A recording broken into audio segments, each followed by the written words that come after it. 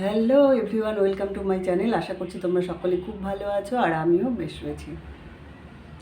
তো সকাল সকাল মেয়ে স্কুল বেরিয়ে গেছে, মেয়ের পরে গেছে বর। তো আমার সকালে রুটি সবজি যা যা কাজ আছে সকালে সব কাজ হয়ে গেছে। আর এদিকে আমি ভাতও বসিয়ে দিয়েছি, ওদিকে ডালও হয়ে গেছে, পটল ভাজা হয়ে গেছে। এখন আমি বাঁধাকপিটা কেটে নিচ্ছি। আজকে রান্না ভীষণই শর্টেজ, কারণ আমাকে কেকের অর্ডার আছে, একটা কেকটা আমাকে 4টার মধ্যে দিতে হবে। আর পুজো পড়ে আছে, এখনও পুজো করতে যাব, তারপর কাপড় ধোয়া আছে, এগুলো করে তারপর আমি যাব কেকটা রেডি করতে। তো তোমরা আমার সাথে থাকো। তো আমি প্রথমে সবজিটা কেটে নিচ্ছি।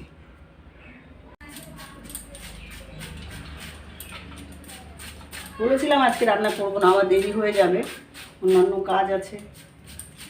মেয়ে এসে গেছে স্কুল থেকে। আজকে মেয়ের হাফ ডে ছিল, টিচার্স ডে বলে আজকে হাফ ডে।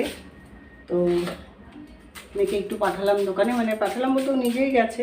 ওর 2 বালতি কাপড় হয়ে গেছে পাহাড় সম। তো এবারে এগুলো আগে কাচবো। ওদিকে বাঁধাকপি রান্না করতে বসিয়ে দিয়েছি, আর আরেকদিকে একটা ছোট কেক বসিয়ে দিয়েছি। আর এবারে গিয়ে এই কাপড়গুলো আমি ধুয়ে নিচ্ছি। তো ফ্রেন্ডস, আমার কাপড়ের পাহাড় তো তোমরা দেখলে। তো এখন গিয়ে বাঁধাকপিটা হতে তো সময় লাগবে, স্টিমটা কমিয়ে দিয়েছি। তো এবারে গিয়ে আমি কাপড়গুলো ভিজিয়ে কাপড়গুলো ধুয়ে নিই। কাপড়গুলো ধুয়ে এসে পুজো করে তারপর আমি কেকটা নিয়ে বসবো। আমার শাশুড়ি আমাকে বলে এটা ধোপা বাড়ি, প্রতিদিন এত কাপড় হয় ধোপা বাড়ি।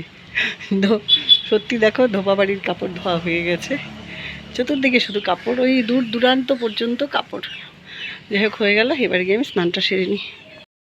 দেখো, পুজোর আয়োজন করে নিয়েছি। তো এবারে আমি পুজোটা কমপ্লিট করে নিই, গোপালকেও জাগিয়েছি। তো তোমরা আমার সাথে থাকো, আমি পুজোটা কমপ্লিট করে নিচ্ছি। তো ফ্রেন্ডস, আমার পুজো টুজো হয়ে গেছে, আর পুজো করে এসে মা আর আমি রুটি খেলাম।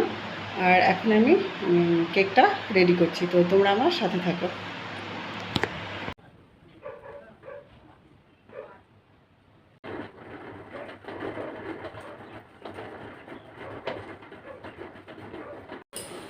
এত গরমে ফ্যান চালাতে পারছি না,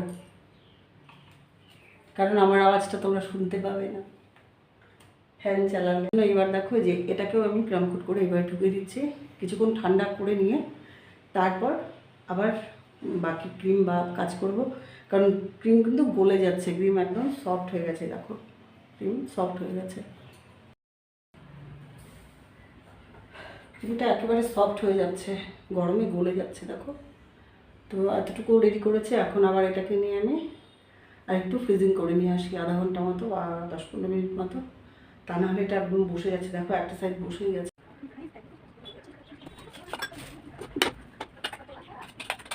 এখন বানাচ্ছি কাপ কেক, ওটাকে ঠান্ডা হতে দিয়েছি। তারপর তোমাদের দেখো, টেবিল প্রচণ্ড এলোমেলো আমার।